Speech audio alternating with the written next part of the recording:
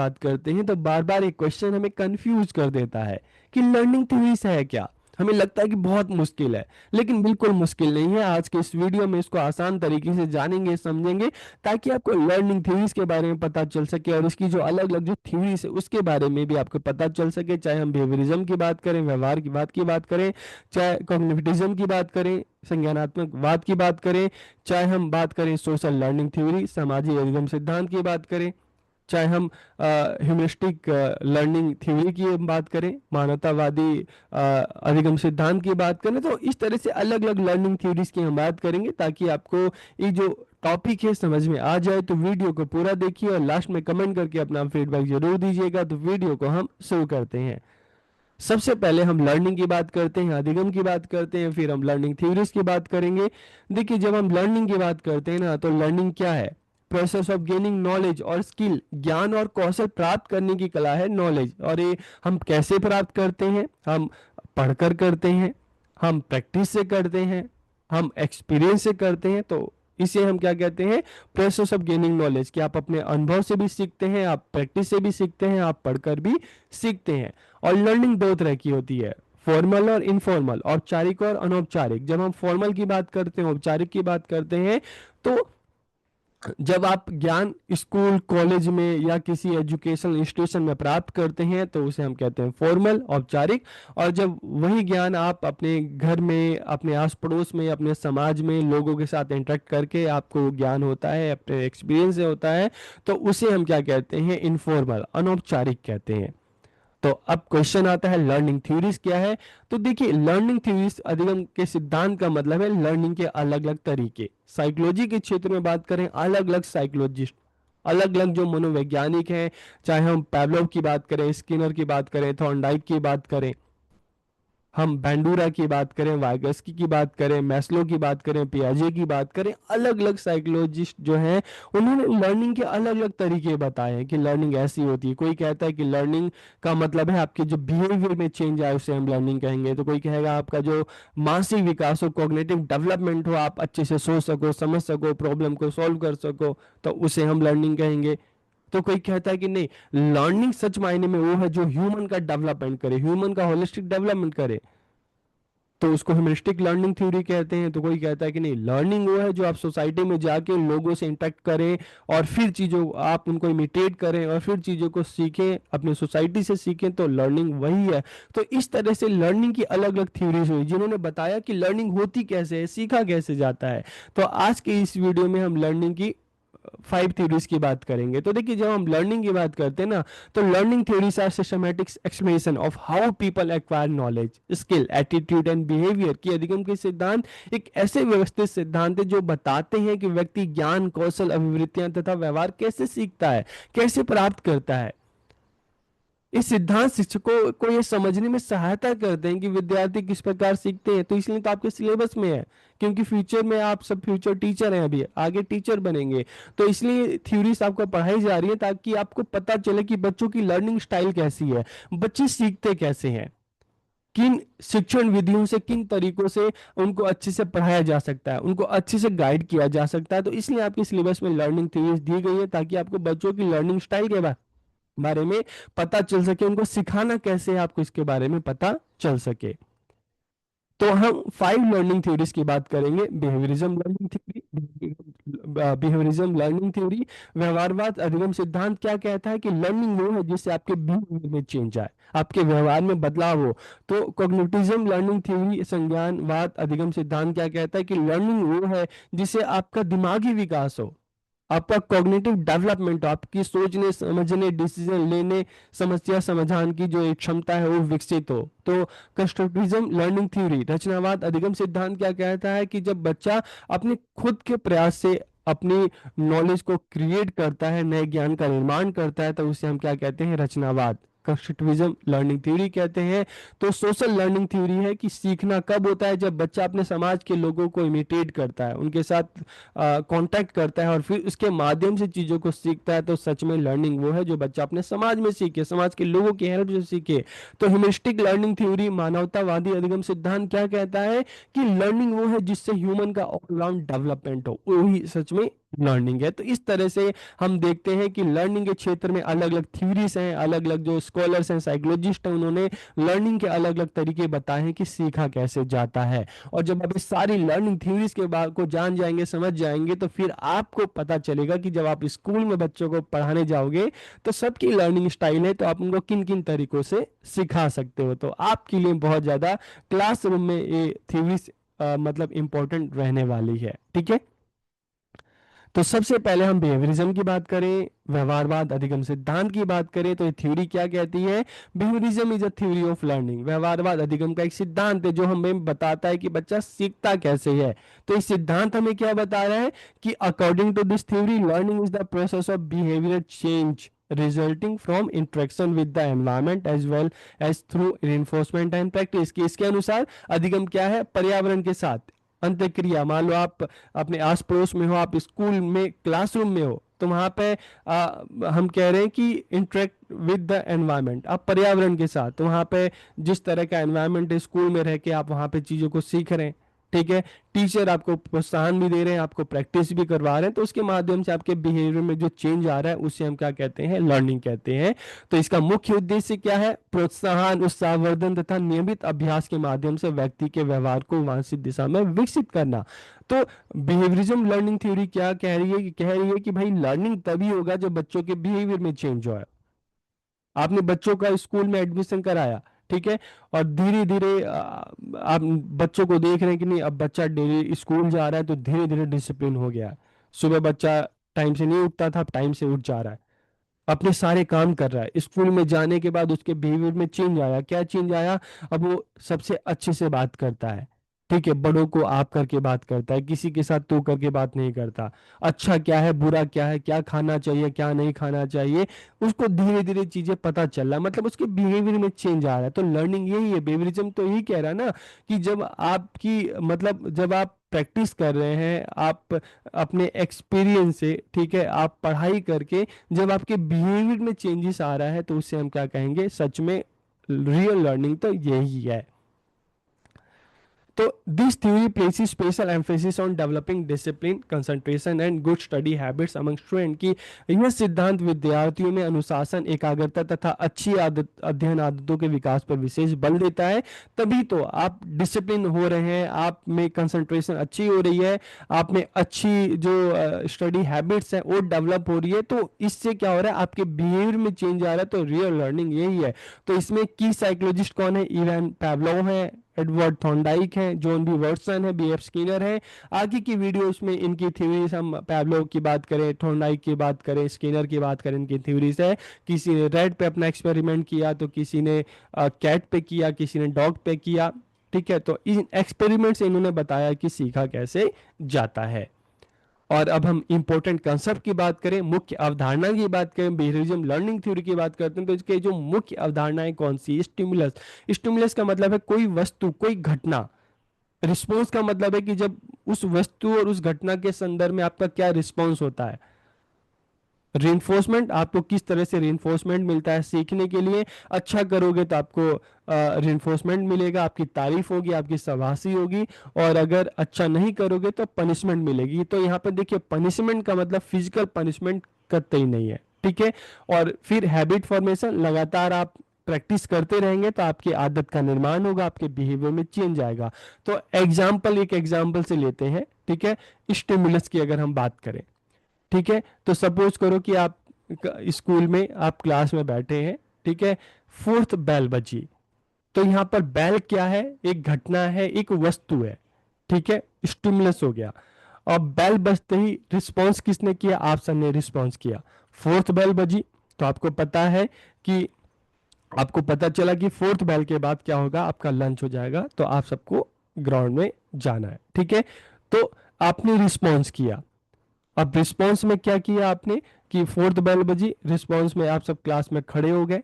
ठीक है, और आप एक लाइन बना के आपको ग्राउंड में जाना है। ठीक है, आप एक लाइन में जाएंगे तो फिर टीचर्स की तरफ से रिइंफोर्समेंट, आपको पुनर्बलन मिलेगा कि नहीं, बच्चे कितने अच्छे हैं, एक लाइन में जा रहे हैं। ठीक है, और अगर लाइन में नहीं जाएंगे तो फिर क्या होगा? आपको पनिशमेंट, मतलब पनिशमेंट का यहाँ मतलब नहीं, टीचर आपको फिर बताएंगे कि नहीं भाई ऐसे इधर उधर नहीं करना, आपको लाइन में जाना है, और लगातार डेली आप ये प्रैक्टिस करेंगे।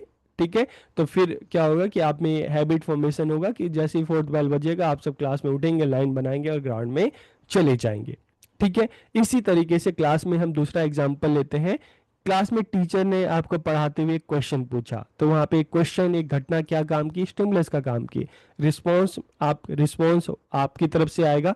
ठीक है, किस तरह से आएगा, आप आंसर देंगे, हो सकता है कि आपका आंसर गलत हो सकता है आपका आंसर सही हो। अगर आपका आंसर सही होगा तो क्लास में टीचर की तरफ से आपको रिइंफोर्समेंट मिलेगी, आपकी तारीफ होगी, शाबाशी होगी। अगर आंसर सही नहीं हुआ तो पनिशमेंट के रूप में, दंड नहीं, यहाँ पे पनिशमेंट के रूप में टीचर आपसे कह सकते हैं कि अच्छा आप इस क्वेश्चन का आंसर अब आपको अभी अपनी कॉपी में लिखना है। ठीक है, तो यहाँ पे भी क्या हो रहा है कि आप में एक अच्छी हैबिट डेवलप की जा रही है, आप ताकि इसके थ्रू भी आपको सिखाने का प्रयास किया जा रहा है, और लगातार क्लास में इस तरह से क्वेश्चन आंसर होते रहेंगे। ठीक है, तो इससे क्या होगा, धीरे धीरे आपकी नॉलेज बढ़ेगी। ठीक है, तो इस तरह से हम देखते हैं बिहेवियरल लर्निंग थ्योरी की बात करते हैं तो इसके अलग अलग जो है क्या है कि आप कह सकते हो कि पॉइंट्स है जिसमें बात की जाती है। इसी तरह से एक एग्जांपल लेते हैं, मान लो आप साइकिल है, तो साइकिल एक तरह का स्टिमुलस है।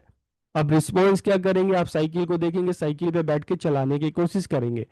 ठीक है, धीरे धीरे आप साइकिल पे पेडल मार के थोड़ा सा आगे करेंगे तो आपको रिइंफोर्समेंट मिलेगा कि नहीं अच्छा मैं तो चला सकता हूँ। और अगर आपने कहीं पे भी गलती की, हैंडल ठीक से नहीं संभाला, तो पनिशमेंट के रूप में क्या हो सकता है कि आप गिर सकते हैं। और डेली जब आप ये प्रैक्टिस करते रहेंगे तो क्या होगा, आपकी हैबिट फॉर्मेशन होगी और एक टाइम बाद आप साइकिल चलाना सीख जाएंगे। तो एक इसके की कंसेप्ट है, और साइकिल चलाना सीख गए तो मतलब क्या हुआ कि एक तरह से बिहेवियर में आपके चेंज आया। पहले आपने सीखा नहीं था, अब आप सीख गए, पहले चला नहीं पाते तो अब आप चलाने लगे।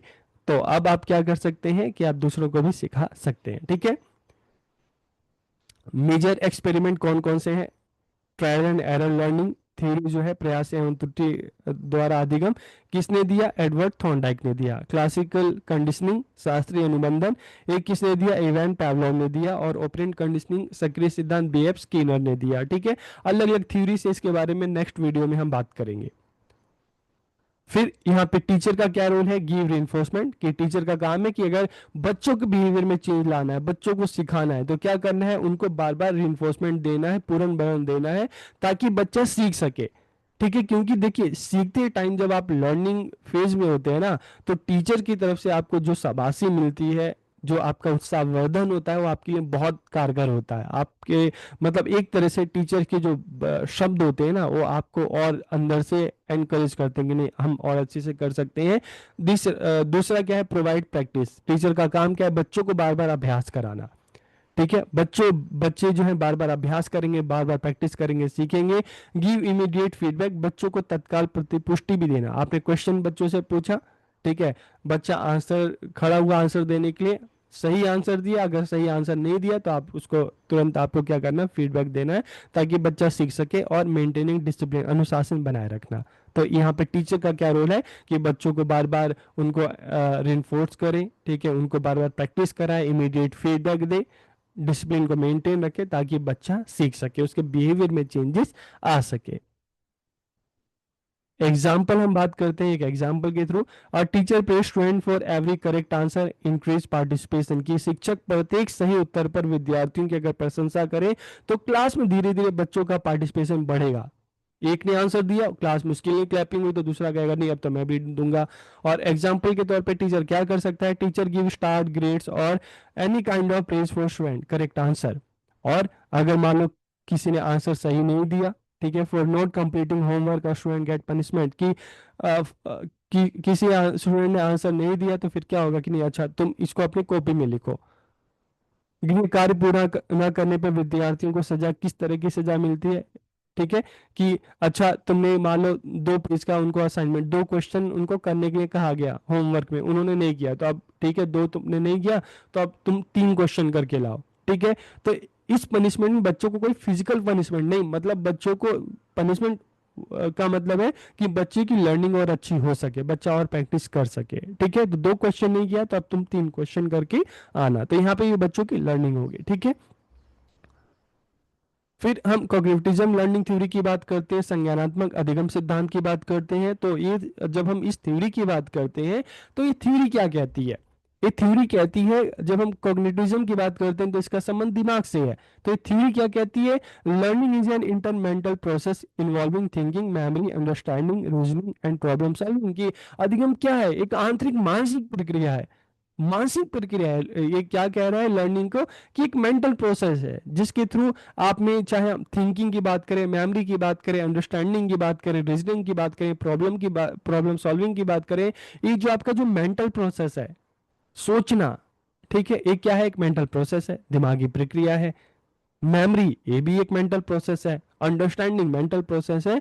तो इसमें सारे जो प्रोसेस है, चाहे हम थिंकिंग की बात करें, मेमोरी की बात करें, अंडरस्टैंडिंग की बात करें, रीजनिंग की बात करें, प्रॉब्लम सॉल्विंग की बात करें, सारी चीजें शामिल होती हैं। इससे विद्यार्थियों को अवधारणाओं को समझने, समस्या समाधान कौशल विकसित करने, जानकारी को याद रखने और जीवन भर सीखते रहने में मदद मिलती है। तो यहाँ पे क्या कहते हैं? सीखना वो है जिससे आपका दिमागी विकास हो, जी आपका कॉग्निटिव डेवलपमेंट हो। वही तो सीखना है, ताकि आप सोच सको, समझ सको, आप जो है एक अच्छा डिसीजन ले सको, आप जो प्रॉब्लम आपकी डेली लाइफ में आ रही है आप उसको सॉल्व कर सको। आपका कॉग्निटिव डेवलपमेंट होगा तो वही जो है वास्तविक लर्निंग है। It is beneficial for meaningful and deep understanding. ये अर्थपूर्ण और गहरी समझ के लिए फायदेमंद है। ये विद्यार्थियों की याददाश्त और समझ को बढ़ावा देता है। And it helps improve student decision making ability, कि यह विद्यार्थियों में निर्णय लेने की क्षमता को बेहतर बनाने में मदद करता है। तो देखिए, बिहेवियरिज्म तो कह रहा है लर्निंग वो है जिससे आपके बिहेवियर में चेंज आए, वो भी ठीक ही कह रहा था। लेकिन कॉग्निटिज्म क्या कहता है? कि लर्निंग तो वही है जिससे आपका दिमागी विकास हो, आप सोच सको, समझ सको, चीज़ों को याद कर सको, आप डिसीजन ले सको, आपकी लाइफ में जो प्रॉब्लम आ रही है आपको सॉल्व कर सको, तो यही लर्निंग है।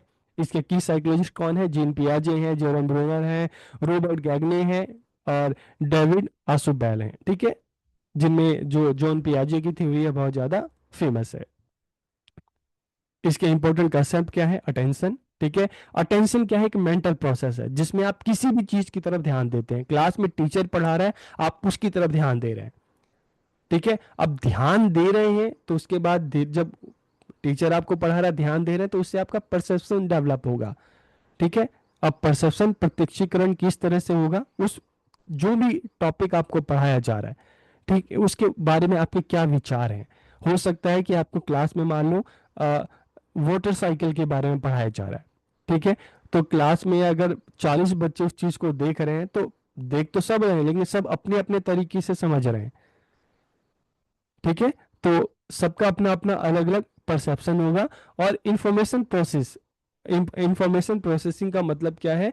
कि जब आप चीज़ों को देख रहे हैं, समझ रहे हैं, ठीक है, तो उसके बाद फिर आप चीज़ों को एनालाइज कर रहे हैं, और एनालाइज करके जो भी इंफॉर्मेशन है वो आप उसको क्या कर रहे हैं? अपने माइंड में, अपने मेमोरी में उसको क्या कर रहे हैं? धीरे धीरे उसको स्टोर कर रहे हैं, ठीक है। तो अटेंशन लगातार ध्यान देना, परसेप्शन आप चीज़ों को सीख रहे हैं, तो आप की क्लास में एक ही टॉपिक के बारे में दो बच्चों की अपनी सोच हो सकती है, ठीक है। अगर हम बात करते हैं लैंग्वेज की बात करते हैं, ठीक है, मल्टी लैंग्वेज की बात करते हैं, ठीक है, तो टॉपिक बच्चों को पढ़ाया जा रहा है तो परसेप्शन बच्चों का अलग अलग हो सकता है। कुछ बच्चों को अच्छा लग सकता है, कुछ को अलग नहीं लग सकता, ठीक है, अच्छा नहीं लग सकता।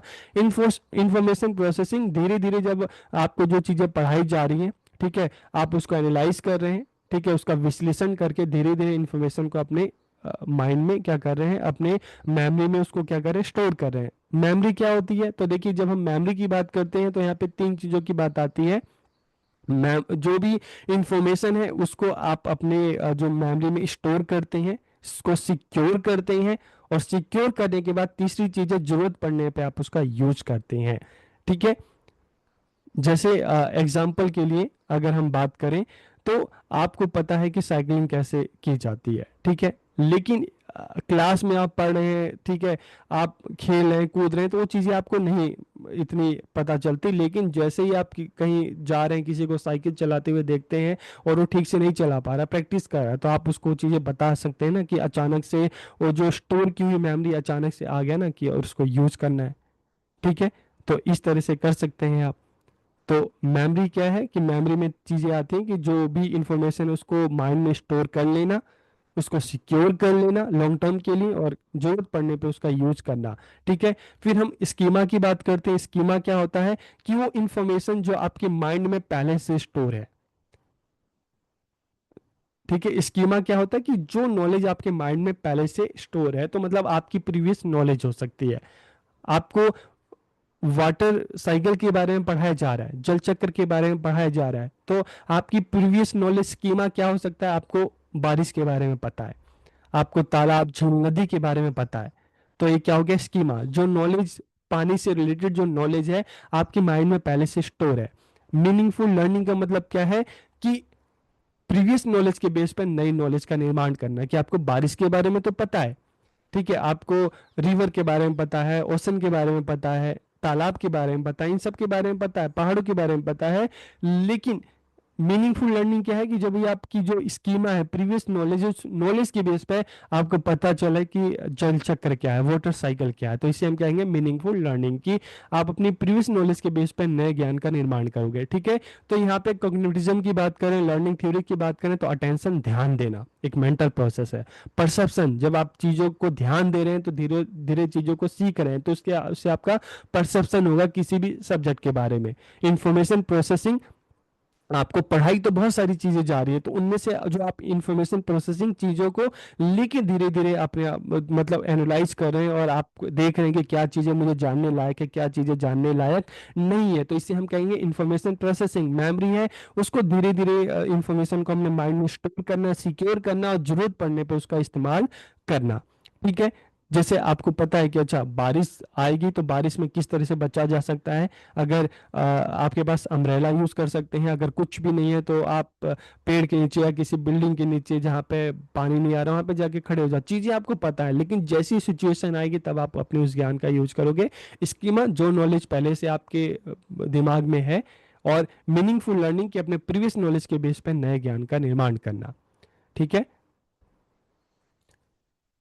टीचर का रोल क्या है इसमें? ऑर्गेनाइज कंटेंट लॉजिकली, विषय वस्तु को तार्किक रूप से व्यवस्थित करना।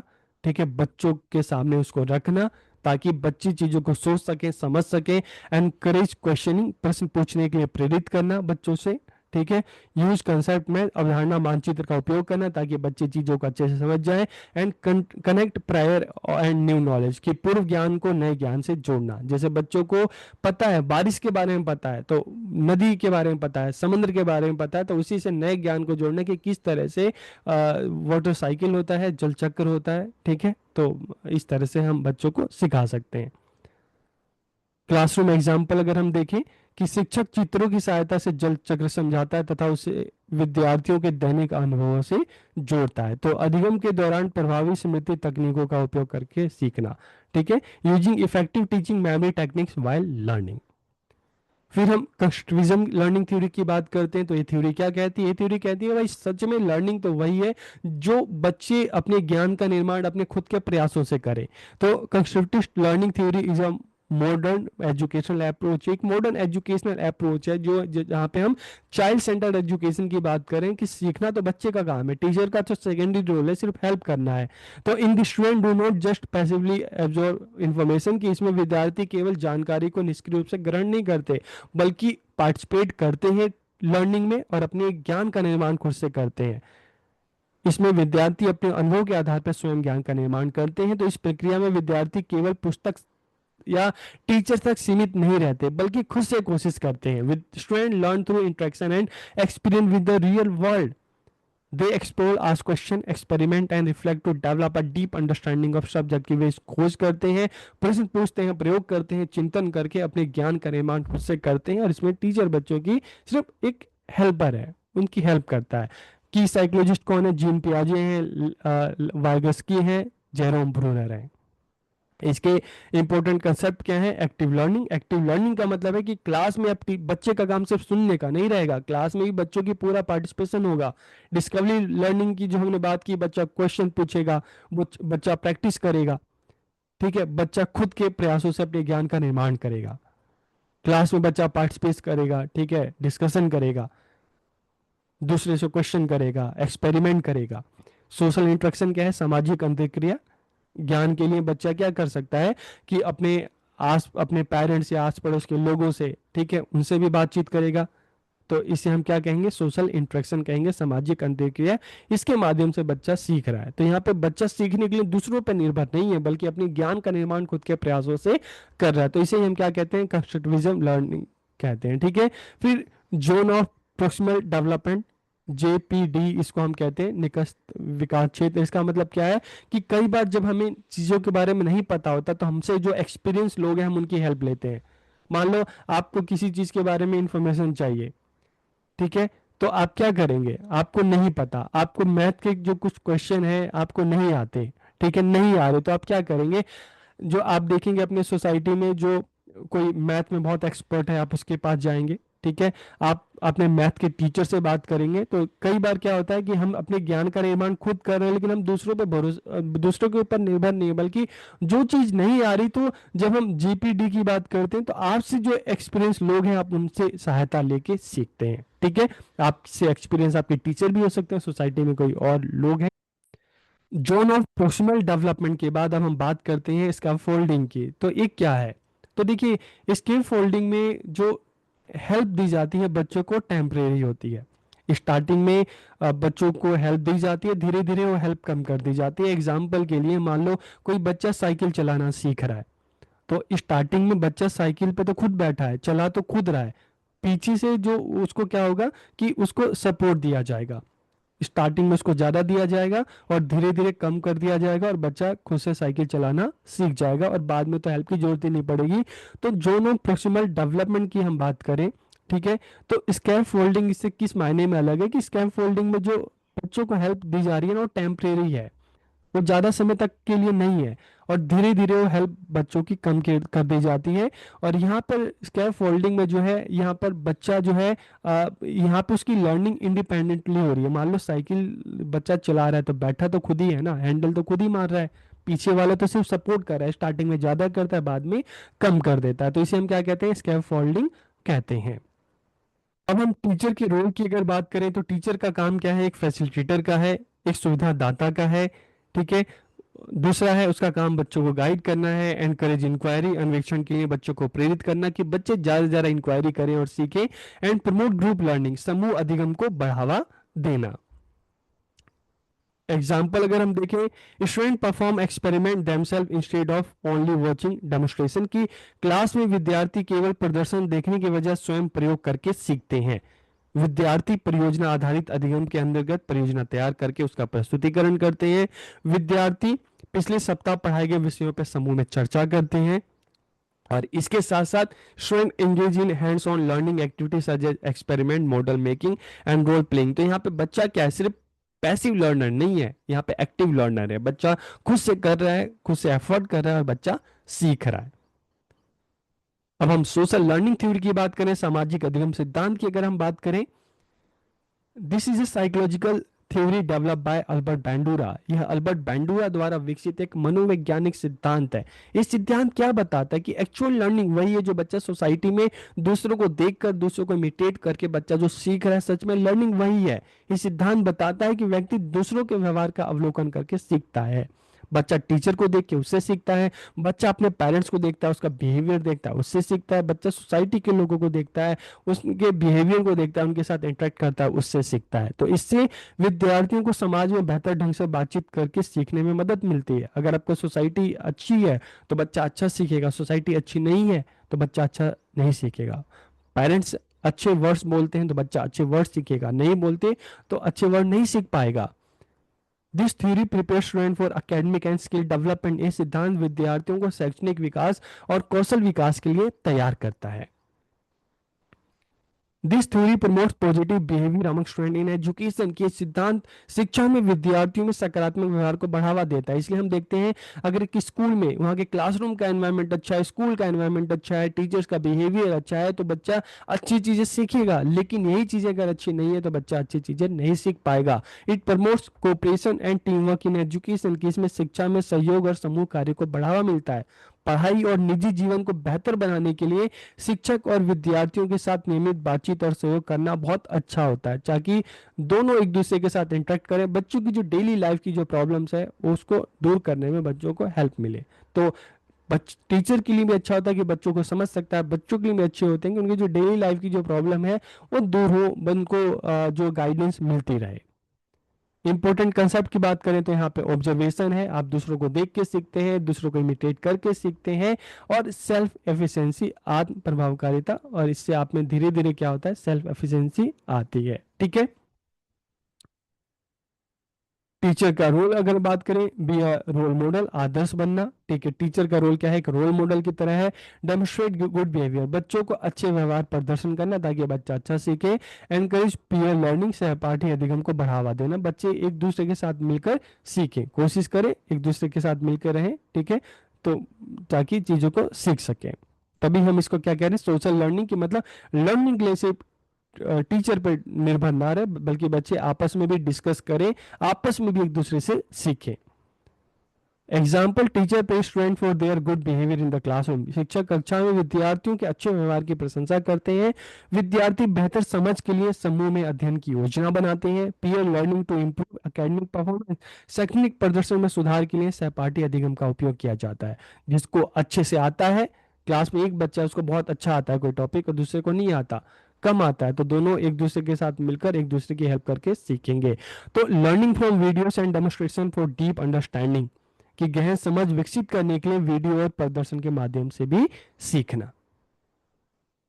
अब ह्यूमरिस्टिक लर्निंग थ्योरी की बात करें, मानवतावादी अधिगम सिद्धांत की अगर हम बात करें, तो this theory was propounded by psychologist Abraham Maslow and Carl Roger, की एक किसके द्वारा सिद्धांत जो है प्रतिपादन किया गया, अब्राहम मैस्लो है, कार्ल रोजर है। It emphasizes an individual personal growth, self-actualization and the development of their full potential। कि सिद्धांत किसकी बात करता है, व्यक्ति के व्यक्तिगत विकास की बात करता है, कि लर्निंग क्या है, जिसे बच्चों का जो है ऑलराउंड डेवलपमेंट हो, उनका व्यक्तिगत विकास हो, आत्म साक्षात्कार हो, खुद को बच्चे सबके सामने प्रेजेंट कर सके, अपने बारे में बच्चे अच्छे से जान सके, उनकी जो पूर्ण क्षमता है, ठीक है, उसका विकास करना, उसका प्रयोग कर सके, बच्चा यूज कर सके। Education is not limited mainly to academic process. ठीक है, या प्रोग्रेस हम बात करें कि ये क्या कह रहा है, कि शिक्षा केवल शैक्षणिक प्रगति तक सीमित नहीं है, बल्कि शिक्षा क्या है, this also foster the development of self confident, कि बच्चों का सेल्फ कॉन्फिडेंट डेवलप करे, उसको एक रिस्पॉन्सिबल इंसान बनाए। इमोशनली हेल्दी इंडिविजुअल को, इसको मानसिक रूप से, भावनात्मक रूप से, ठीक है, उसको मतलब उसको क्या करे, डेवलप करे, उसको विकसित करे। तो यही लर्निंग है। शिक्षा केवल शैक्षणिक प्रगति नहीं है, बल्कि शिक्षा वो है जो बच्चों को आत्मविश्वासी भी बनाए, उत्तरदायी बनाए, भावनात्मक रूप से, मानसिक रूप से बच्चों को स्वस्थ बनाए। ठीक है, तो यही असली शिक्षा है। तो जो बच्चों का ऑलराउंड डेवलपमेंट करे, सिर्फ एजुकेशनल एकेडमिक डेवलपमेंट नहीं, बल्कि ऑलराउंड डेवलपमेंट करे। Humanism build self confidence student, की मानवतावाद विद्यार्थियों में आत्मविश्वास का विकास करता है। बच्चों में आत्मविश्वास होगा तभी तो खुद को विकसित कर सकेगा, चीजों को जान सकेगा, समझ सकेगा। तो ये केवल शैक्षणिक प्रगति पर नहीं, बल्कि व्यक्ति के समग्र विकास पर बल देता है। यह निरंतर अधिगम को प्रोत्साहित करता है तथा मानसिक स्वास्थ्य और भावनात्मक कल्याण को बढ़ावा देता है। तो ह्यूमरिस्टिक लर्निंग थ्योरी जो क्या कहती है, कि लर्निंग तो वही है जो ह्यूमन का ऑलराउंड डेवलपमेंट करे। इंपॉर्टेंट कंसेप्ट क्या है, सेल्फ एक्चुअलाइजेशन, आत्म साक्षात्कार, मतलब आप अपने आप को खुद से अच्छे से समझ सको, आपकी क्या स्ट्रेंथ है, क्या वीकनेस है, क्या कर सकते हैं, तो इन चीजों के बारे में ज्ञान होना। मोटिवेशन, अभिप्रेरणा, ठीक है, मोटिवेशन मिलेगी तभी बच्चे अच्छे से काम कर पाएंगे। ठीक है, पर्सनल ग्रोथ, आपका व्यक्तिगत विकास, एंड स्टूडेंट सेंटर्ड लर्निंग, की जहाँ पे बच्चा अपने एफर्ट से खुद करके सीखे। टीचर का काम सेकेंडरी होना चाहिए, उनका काम सिर्फ बच्चों को सपोर्ट करना होना चाहिए, बाकी लर्निंग बच्चों की अपनी रिस्पॉन्सिबिलिटी होनी चाहिए। तो ह्यूमरिस्टिक लर्निंग थ्योरी क्या कहती है, कि लर्निंग वही है जो ह्यूमन का ऑलराउंड डेवलपमेंट करे, जिससे ह्यूमन का ऑलराउंड डेवलपमेंट हो, बच्चा खुद को जान सके, अपने स्ट्रेंथ को बारे में जान सके, क्या अच्छा कर सकता है उसको जान सके, उसका जो आत्मविश्वास है बढ़ सके, भावनात्मक रूप से इमोशनली बच्चा स्ट्रांग हो सके। टीचर का रोल क्या है, क्रिएट अ सपोर्टिव एनवायरनमेंट, सहयोगपूर्ण वातावरण बनाना, रिस्पेक्ट इंडिविजुअल डिफरेंसेस, व्यक्तिगत विभिन्नताओं का सम्मान करना, एनकरेज क्रिएटिविटी, रचनात्मकता को प्रोत्साहित करना। क्लासरूम एग्जाम्पल देखते हैं, student choose desire topics in learning, विद्यार्थी अपनी रुचि के अनुसार अध्ययन के विषयों का चयन करते हैं। और क्या होता है, open discussion and reflection with peer and teacher, की सहपाठियों शिक्षकों के साथ क्लास में खुली खुली चर्चा होती है, डिस्कशन होते हैं, डिबेट्स होते हैं। इमोशनल सपोर्ट इन क्लासरूम, कक्षा में विद्यार्थियों को भावात्मक सहयोग और समर्थन प्रदान किया जाता है टीचर की तरफ से, उनके पीयर्स की तरफ से। अब हम बात करते हैं इंपॉर्टेंस ऑफ लर्निंग थ्योरीज, अधिगम सिद्धांतों का महत्व क्या है। It helps teacher understand the student, कि यह शिक्षकों को विद्यार्थियों को समझने में सहायता मिलती है इससे। इससे प्रभावी शिक्षण विधियों का चयन किया जा सकता है कि किन किन तरीकों से बच्चों को पढ़ाएं तो बच्चा अच्छे से सीखेगा। इट बूस्ट स्टूडेंट मोटिवेशन, विद्यार्थियों की अभिप्रेरणा बढ़ती है। It leads to better lesson planning, इससे शिक्षकों को अच्छी पाठ्य योजना बनाने में मदद मिलती है, कि बच्चों को ध्यान में रख के, उनकी लर्निंग स्टाइल को ध्यान में रख के टीचर जो अपनी लेसन प्लान बना सकते हैं। It makes assessment more effective, इससे मूल्यांकन अधिक प्रभावी होता है। It allows for individual differences to be taken into account, कि इससे व्यक्तिगत भिन्नताओं का ध्यान रखा जा सकता है। It creates an effective and enjoyable learning environment, जिससे प्रभावी एवं आनंददायक अधिगम वातावरण निर्मित होता है। तो आज की इस वीडियो में हमने क्या सीखा, आज की क्लास में हमने क्या सीखा, तो हमने 5 लर्निंग थ्योरीज की बात की, बिहेवियरिज्म की बात की। तो इसमें क्या मेन फोकस क्या है, कि आपका जो ऑब्जर्वेबल बिहेवियर है, इसके की साइकोलॉजिस्ट पैवलोव, स्किनर, थॉर्नडाइक है। टीचर का रोल क्या है, इंस्ट्रक्टर का है। कॉग्निटिविज्म की बात करें तो mental process main focus. Main psychologist पियाजे हैं, ब्रूनर है। टीचर का काम क्या है, ऑर्गेनाइजर का है, आयोजक का है। ठीक है, लर्निंग को मतलब ऑर्गेनाइज करना, बच्चा जहाँ पे खुद के एफर्ट से सीखे, उसका मानसिक विकास हो। कंस्ट्रक्टिविज्म की हम बात करें तो मेन फोकस क्या है, नॉलेज कंस्ट्रक्शन, जहाँ बच्चा अपना ज्ञान का निर्माण खुद से करे। पियाजे वाइज के इसके मेन साइकोलॉजिस्ट हैं। टीचर का काम फैसिलिटेटर का है सिर्फ। सोशल लर्निंग की बात करें तो इस पे किस पे ज़्यादा फोकस किया गया, ऑब्जर्वेशन, बच्चा अपने सोसाइटी में दूसरों को देखता है, ठीक है, ऑब्जर्व करता है, उसका जो बिहेवियर है उसको इमिटेट करता है, इंटरेक्ट करता है, फिर चीज़ों को सीखता है। की साइकोलॉजिस्ट है अल्बर्ट बैंडूरा। टीचर का रोल क्या है, एक रोल मॉडल का है। ठीक है, ह्यूमरिस्टिक में हम बात करें पर्सनल ग्रोथ पे, व्यक्तिगत विकास पे, ऑलराउंड डेवलपमेंट पे ध्यान दिया जाता है। मैस्लो एंड कार्ल रोजर्स इसके मेन साइकोलॉजिस्ट हैं। और यहाँ पे टीचर का काम क्या है, एक मेंटर का है। ठीक है, तो आज की इस वीडियो में हमने लर्निंग थ्योरीज की बात की, अलग अलग लर्निंग थ्योरीज जो है, चाहे हम बिहेवियरिज्म की बात करें, कॉग्निटिविज्म की हम बात करें, हम सोशल लर्निंग थ्योरीज की बात करें, कंस्ट्रक्टिविज्म की बात करें, ह्यूमरिस्टिक अप्रोच की बात करें, अलग अलग थ्योरीज के बारे में जाना। तो वीडियो आपको कैसा लगा कमेंट करके जरूर बताइए। आप सबका बहुत बहुत धन्यवाद।